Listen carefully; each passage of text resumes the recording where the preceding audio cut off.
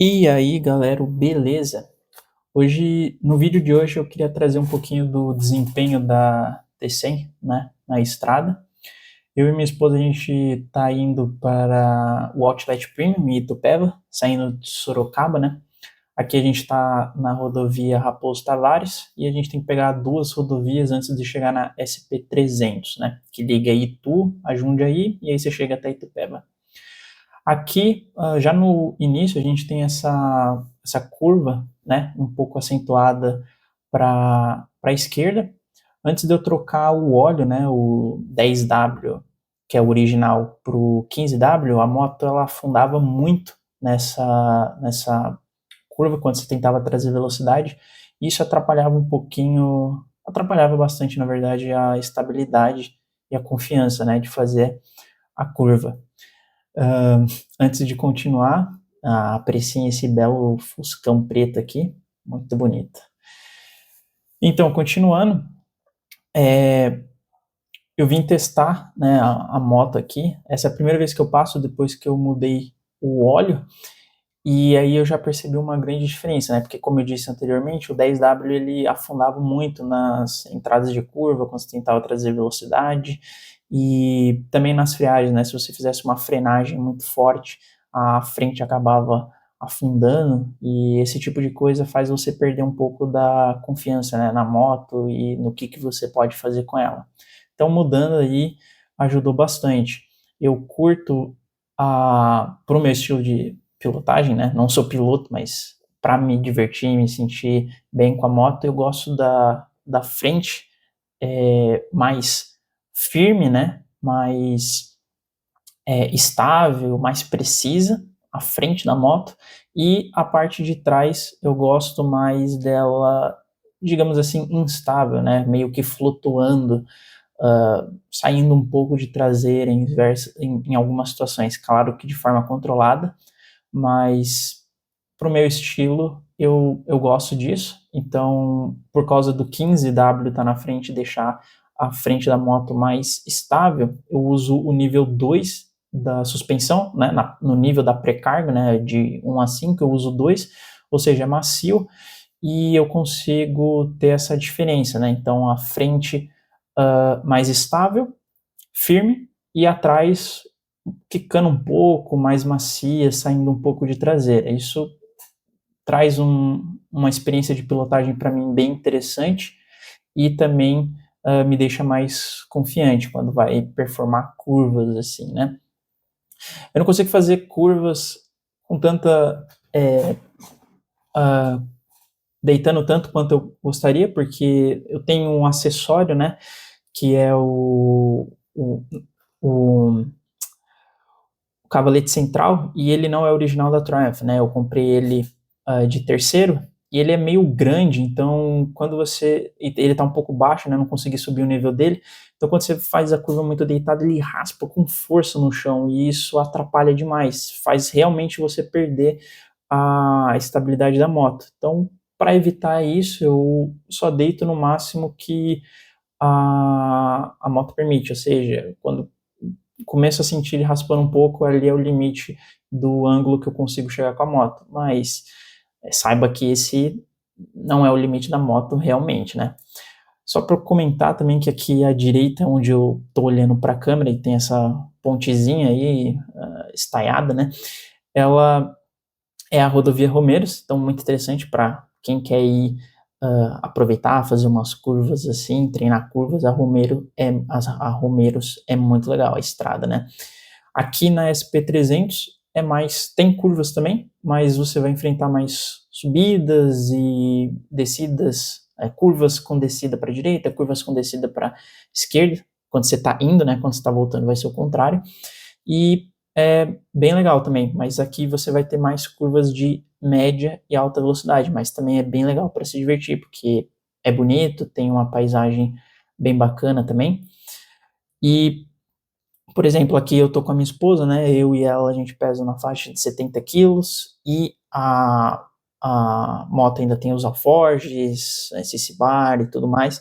Isso dá mais peso e mesmo assim ela se mantém super estável, tanto em reta, né, em linha reta, até porque o peso extra ajuda em linha reta, mas ele não ajuda em curvas, mas mesmo assim a moto se mantém estável, mesmo com garupa e esse peso extra dos acessórios e alforge com peso também. E se você notar, durante o vídeo eu sempre estou mantendo ali entre a quarta e a quinta marcha, sempre abaixo de 5.000 rotações, e a velocidade ela ficou flutuando entre 110 até 140, né, em alguns trechos.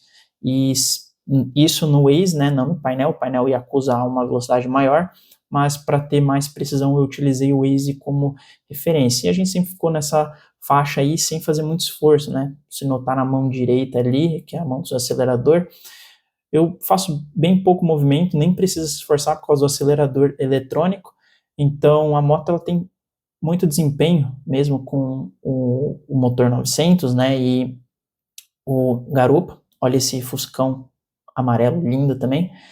Então, mesmo com garupa e com peso, tem desempenho de sobra, que eu só estou utilizando até 5.000 rotações, até uma velocidade de 140, mas, por exemplo, você consegue esticar até 7.000 rotações, então você ainda tem 2.000 rotações ali de intervalo para você brincar com a moto. Então, se a 140 eu estou abaixo de 5.000 rotações, imagine quando você tiver 7.000, né, se você quiser realmente chegar no limite da moto.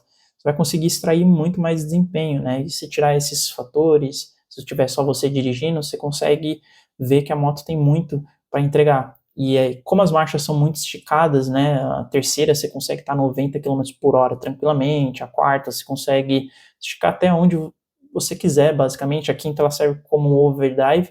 Eu tentei manter a quarta e a quinta para mostrar que você não precisa fazer reduções para ter velocidade final ou para ter torque, porque em todas as marchas você consegue atingir o torque máximo dela, que é a 3.750. Então, mesmo em quinta marcha, você vai estar aí recebendo os 8 kg de torque dela, porque se você está a 4.000 rotações, você já passou do pico de torque. Então, você está recebendo todo o torque que a moto possui. Então, você não precisa ficar reduzindo, né, para poder fazer uma ultrapassagem e tudo mais. Se você colocar um pneu como o Pirelli Angel GT, você vai conseguir ainda ter mais performance em questão de esportividade, né? Você quer ter uma moto clássica, mas ainda ter um desempenho esportivo, ou seja, o melhor dos dois mundos. Você consegue colocar aí o Pirelli Angel GT, que vai ter um desenho mais voltado para a esportividade, e você vai conseguir se divertir muito, né? Então você vai ter um consumo baixo, porque ela sempre vai estar ali, dependendo da velocidade que você tiver, abaixo de 5.000 rotações, e ainda vai ter torque, velocidade final, um motor bom, que é econômico. Então tem o checkbox de tudo, né, de estabilidade em curvas, estabilidade em retas, em características, pode ter esportividade se você colocar pneus nesse sentido, você tem torque em todas as marchas, você tem velocidade final adequada, né, não é uma esportiva, não vai passar de 200 km, mas pro que a moto se propõe, as velocidades que ela alcança estão mais do que suficientes, e para viajar é realmente um deleite, e para se divertir também, né. Então, não tem o que falar, ela realmente atende o checkbox de tudo, né. Eu vou aqui, infelizmente, a estabilização não ajudou muito, mas eu vou tentar trazer um vídeo sem a estabilização para dar mais noção de velocidade e das curvas. Aqui eu também coloquei um trecho onde tem a entrada para Bandeirantes, né, o retorno para entrar na Bandeirantes, e de fora você pode ver que se não tivesse com a estabilização, ia poder ver que é uma curva relativamente acentuada, e dá para você carregar a velocidade aí. Eu já disse que eu tenho aquela limitação, mas se você não tiver, você consegue vir trazendo bastante velocidade e fazer o retorno de uma maneira bem esportiva e legal, né? Aqui também eu coloquei um trecho, esse trecho aqui eu consegui alcançar 140 km sem esforço nenhum. Pode ver que minha mão direita ela mal se mexe e a moto continua de forma progressiva, né, porque esse motor é mais progressivo, a entregar velocidade final. Então ela vai subindo assim a velocidade de forma progressiva, né? e vai entregando, sem esforço. Quinta marcha, ali você consegue alcançar 140, abaixo de 5.000 rotações, ou seja, uma ótima velocidade, e ainda você vai conseguir manter um consumo bem aceitável, né, para suas viagens. Se você gostar de viajar nessa faixa de velocidade, também vai ter uma questão de velocidade barra consumo bom. Então, no final, fica um custo-benefício bem legal, né?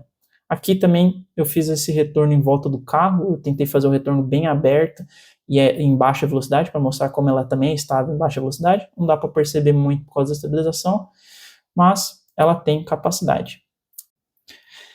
E é isso. Eu espero que você tenha gostado do conteúdo. Se gostou, se inscreva no canal e qualquer dúvida deixa aqui nos comentários. E até o próximo vídeo. Valeu!